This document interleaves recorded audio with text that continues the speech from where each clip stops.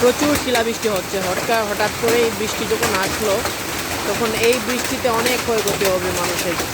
আল্লাহ সবাইকে হেফাজত করেন এই শিলাবৃষ্টি থেকে। বৃষ্টি প্রয়োজন ছিল, কিন্তু শিলাবৃষ্টিতে অনেক কিছু নষ্ট হয়ে যাচ্ছে। অনেক বিশাল সাইজের বৃষ্টি।